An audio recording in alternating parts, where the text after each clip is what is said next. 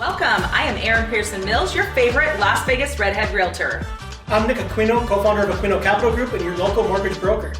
I am Edward Znart. I am a local real estate agent and a market analyst. And this is Unlocking Las Vegas. Wrap this one. Happy Thanksgiving, everybody. I hope everybody had a grand old gay old time. Yes, that is not offensive because gay means happy. I don't care what you say. Happy Thanksgiving. It was lovely. I am still in Chicago. We're pre-recording this, so I'm pretty sure it was pretty good. And I think you've already started the mulled wine or I'm something. pretty sure I'm sad because the Bears lost. Anyways, we're just going to get right into it. We have not a damn thing planned for this episode. Why? I like it. Because it's a holiday. But nonetheless, I wanted to talk because Erin had this idea about talking about brokerages. Let's talk about the dynamic between a mother-in-law and a son-in-law who thinks he's smarter than me, but guess what? He won. He overrode the whole thing. Well, let's talk about this for Fine. a second, okay? I saw this thing and it was like how to find your next job, like what you need to look for in your next job. And it talked about how tons of people, almost 4.5 million people quit their job every year in November. And I wonder why that is. Well, yeah, because it's the holidays and jobs don't want to give you the time off to spend with your families after you just slaved for them for the last 10 months. Or you feel like this year's been so exhausting. It's a reflection. Was it good for me? Was it bad for me? Well, and this is just the time of the year where everybody reflects on the past, because the holidays are going to chew up from the week of Thanksgiving to basically the day after the New Year. You are so chewed up with your time between the holidays, Christmas, and all the things Parties, you want to shopping. Between everything. You don't really get that time to reflect, so you think about how you want to do things different in the new year, and that often starts with your source of income, your job. Are you happy there? Are you not happy there? So I saw this report, and I thought it was pretty interesting. I quit my job back in February to pursue real estate full time, and it was just interesting, but I just kind of wanted to get an opinion because I come from the workforce. I've worked for a myriad of different companies. I have opinions. Do you want my opinion? What is your opinion? Well, I've never worked for anybody. Well, yeah, and that's what I was going to say. You've had the luxury of working for family, which for better or worse. But we've always owned our own businesses, and so it's always been, kind of like about me being the boss sort of a thing. Mm-hmm. But when I went into real estate, a million years ago, now there's a brokerage. People ask me all the time, do I want to be a broker? Heck no. I never want to be the paper pusher. Before we get into that, Vegas is unique because you need to work under a brokerage. In some other parts of the country, you can work by yourself. I think it's a single state. It's a single state that you cannot be a broker. Mm-hmm. As a regular salesperson. Long story short, give us the definition of a broker first and then segue into your why. You want me to give you a definition? What is the definition of a broker? Why don't you look up the actual definition of a broker? I think of it as herding cats, dealing with a bunch of whiny agents, and dealing with the paperwork and insurance debacles. That's my definition. But Nevada, the only reason why we're the only state that you can't actually just get your real estate license and become a broker is because of our gaming and the very, very old mafia ties. We don't have state tax, and so Nevada is different. When I have clients, I have to explain that. We're not even called agents. We're salesperson. We are salespeople. It's because of our heavy gambling situation in Nevada. But we're just as great. Do you have that? Kinda. What is a broker? This is what OpenAI says. ChatGPT, everybody. Okay. A real estate brokerage is a company that helps people buy, sell, or rent houses and buildings. It has agents who work there to handle these deals and help with all the steps and paperwork involved in buying or renting a place. The company makes money when a property is bought or sold.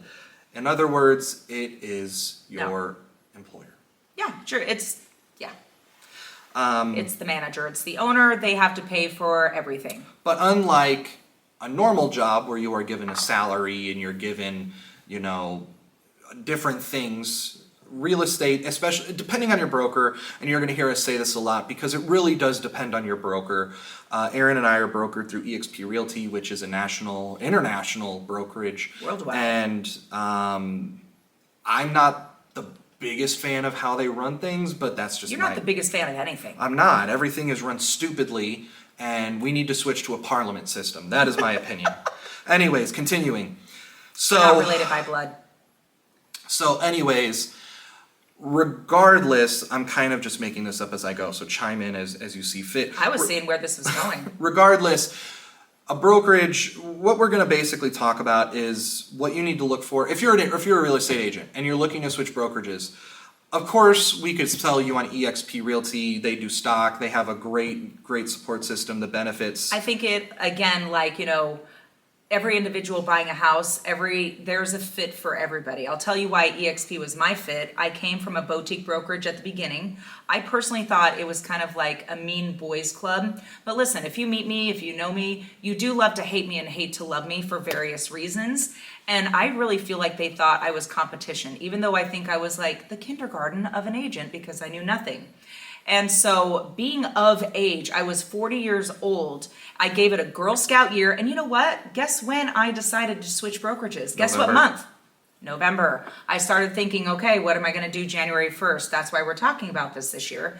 And so I started interviewing brokerage firms. And the one thing that stuck with me, I didn't listen to anything else, was the stock shares. It's not profit sharing. It's revenue sharing and it's stock shares, a stake in the company. And so for me, that's an exit strategy because what are the top two things real estate agents do not plan on, Edward? Do not do. They forget about taxes, retirement. And health insurance. We're not even going to talk about health insurance, right? But the two top things are forgetting to pay your taxes and retirement. Real estate agents, guess when they stop showing houses? What's the joke? Oh yeah, nobody likes to work during the holidays. No, the day they die. Oh, that's true. You have to sell real estate until the day you die. Pretty much. So why I chose EXP is because I do get stock shares. I can purchase stock shares at a discount. And so now I've got several hundred of thousands of dollars in stock. That's not enough for me to retire, but again, it's a good start. So anyway, brokerages, we will really dive down into that a little bit closer to the first of the year. But because it's a lot. You definitely want somebody there to help you. You need to understand what a cap, cut, and split is. You need to know where all your money's going. And besides a broker, because in my opinion, they're just kind of there to keep everything legal, is getting yourself a mentor. And we can break down if you feel like you need to be on a team. If a team is a good idea for you, if a team is not a good idea for you. I mean, I'll give you my 2 cents. Go. In my opinion, I think before you go to EXP, you need to go to a local brokerage, and that's anywhere in the country. Why? I moved here. I'm not born and raised in Vegas, and when I decided to become a realtor, I did not know nearly as much about it as I wanted to. So, joining EXP, I was kind of forced to learn on the fly with Aaron and the constituents that we know. So really what I had to do a lot of self-learning myself, whereas if I had gone with a local brokerage, in theory, I could have learned a little more about how things are done locally and all of that nonsense, but I didn't. I'll tell you, if I moved to Hawaii, I know I've never lived there, I don't know anything about Hawaii, guess what the first thing I would do? Find a mentor. No, I would find the top producing team and insert myself into that team no matter what the commission split was, because I would want to know what they know. Correct, and that's another thing that we were going to segue into is if you have your heart set on a certain brokerage, if you've always wanted to work for Century 21, Berkshire Hathaway, EXP, any of those big conglomerates that do the type of revenue share thing, find a team. Those places are usually the best to start. I didn't do a team, and I regret it to this day. But it's definitely something where you can get you get a little more structure because you're kind of you have a team leader and it's like a job. What it comes down to. Especially at the beginning, if you're an agent, no matter how old you are or where you came from, if you're not used to just no structure, you're not going and clocking in and being told what to do and getting a paycheck, you need that. Time is money in real estate, and I think a lot of people, and I am one of them, I will openly admit, you think that you're just going to become a real estate agent, you're going to sell your first $1 million home, and you're just going to become the next Ben Mala, Grant Cardone. Or Ryan Serhant. That dude. I love him. You're just going to become the next, you're going to become the next Jeff Bezos, Warren Buffett. Frederick Eklund. Well, what's the What's the dude who carries the money bag and like twists his mustache? That guy. Monopoly guy? No, there was another person. But regardless, that's not the point. The point is real estate, you're going into business for yourself, but you also, unlike a lot of other places, a lot of other avenues to start a business, you have a support system. You have people that are willing to help you at the end of the day. They want to see you succeed, even though, yes, they may see you as competition. What I found with EXP personally was that it was more community over competition. I can literally call anybody and they will help me, which is what I didn't feel in my boutique local brokerage. When I would walk up to lenders, title agents, title reps, anything, they'd be so excited. Oh, it's so great to see somebody so young getting into the business. It's so great to see somebody so young starting in real estate. And then I'd meet an older agent and they'd be like, what the fuck are you doing here? Yeah, and you know why? Because they see me as, they like... fresh, energized I competition. have gone to several AI training courses and I want to beat my head with a bat every single time because I have fucking Grandma Harris, who's 90 years old, telling me how AI works. Ma'am, you don't even know how the computer you're using works, okay? And these people are trying to tell me how open AI works, how artificial intelligence works. Ma'am, you don't even have the intelligence to know how to live. It's really fun to go to classes with him. Because it's just stupid. It's like, put in a prompt. What is the weather? And then it doesn't work. And then they'll tell you, this is how you can streamline your workflow. And they lie to you. They lie to you by telling you can automate your entire work. Somebody sends you an email, it'll automatically tell you that it sends this out. I love that you're this age and you understand that, because I think a lot of real estate agents are looking for that next shiny thing, the next thing that's going to take all of the pain away, and it's never going to happen. That's why I'm never scared that AI is going to replace me. You're actually above the rest because you understand that. And that's why people bounce brokerages and, regular jobs so much, because they're thinking that the next one will solve all their problems. The next one will make them a millionaire. The next thing they drop their money on. I'm going to sound like a millennial. I'm not a millennial, I'm Gen Z.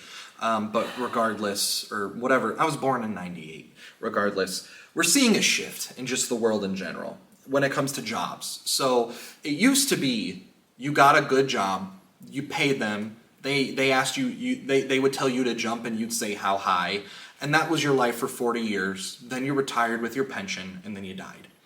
And then a ton of people decided that we're going to get rid of pensions and 401ks are the way to go. Then they decided that we're going to make the employees pay for 401ks and we're going to match their contributions up to a certain percentage. And as more and more employees saw benefits being stripped away from them, they started questioning, why am I working for this company if there's no benefit for me to be here? So in the last 20 years, you've seen kind of a cultural shift from, I want to work for this company because of what they can offer me, to how can this company work in my life and offer me to get to the place that I want to. And there's nothing wrong with that. I don't care what anybody says, and these big CEOs and these people in higher places that are going to sit there and tell you time and time again, you just need to work for your employer and be happy. No, your employer is employing you to do a job, and that is it. And that is my whole point is that's how it comes back to real estate. I was going to say, I was hoping that was your point. Yeah. People see the glamour and now all the reality TV shows, and how, the big money and the big cars, the big everything, not really understanding what it takes to put into the job. There are some people that are just blessed with, their family is in the business, so they can jump right in and, from the get-go, they're making $1 million. There are some people that just naturally were in the right place, right time, they met the right person, and they're making $1 million. But most of the time, you have no idea where to start. You'll pass your real estate test, you'd have paid your $150, $200 to get your license, and then you're like, where the hell do I go now? Like, what do I do? And then you just where are all the escrows? Where's all the people? And then you just kind of, and then you'll get some greasy dude that looks like he was a used car salesman in a past life try to sell you on his brokerage and how they're going to help you make millions upon millions upon millions of dollars. How did you know what my old broker looked like? Because that's how they all look like. Listen, if the guy presenting you with a good opportunity looks sketchy, the opportunity is sketchy. It's not that difficult. But regardless, it's I'm sorry, I just kept thinking of the weird dude, the weird salesman dude in Family Guy. But regardless,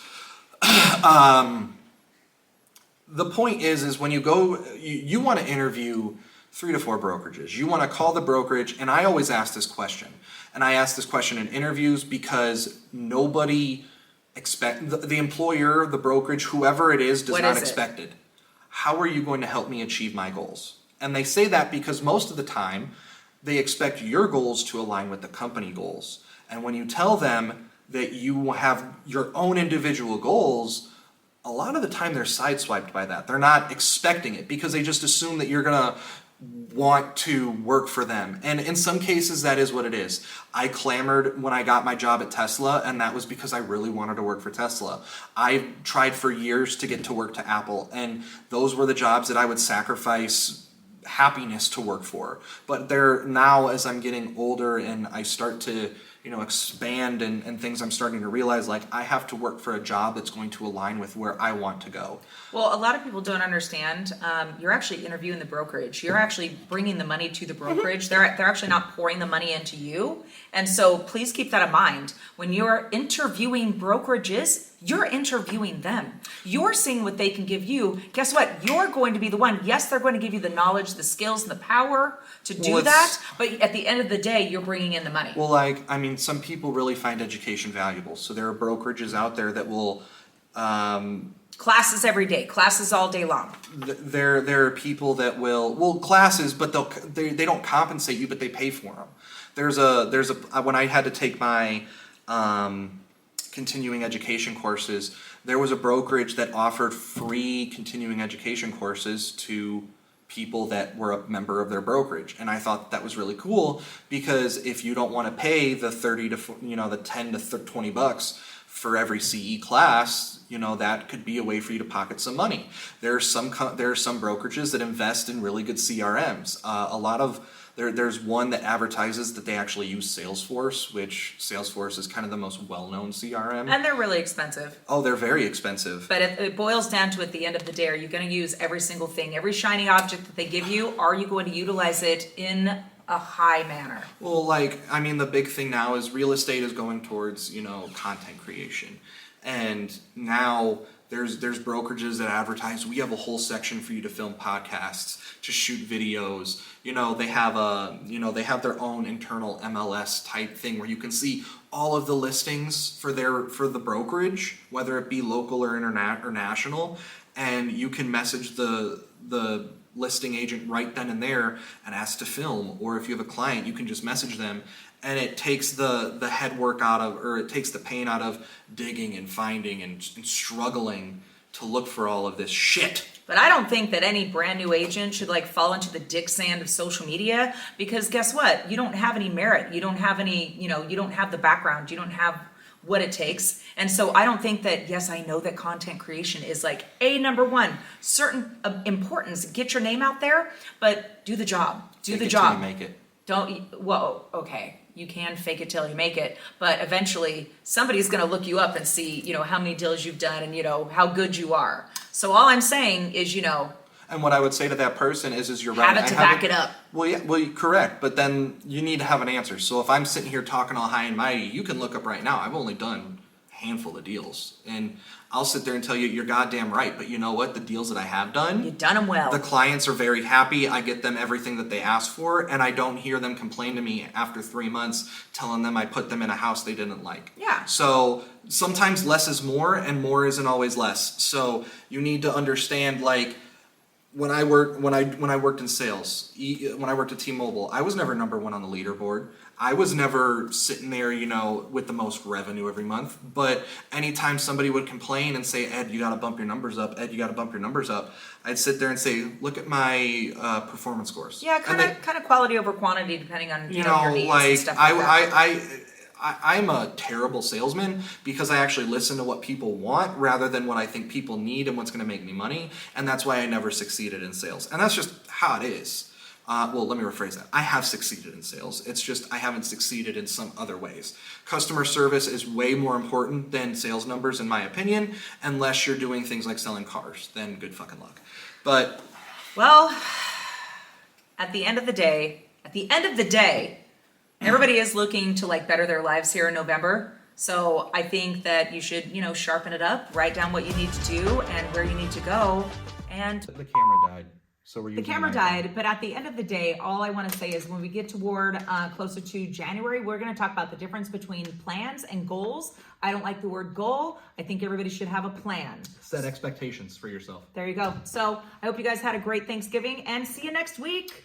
Goodbye, everybody. Have a good rest of your holiday.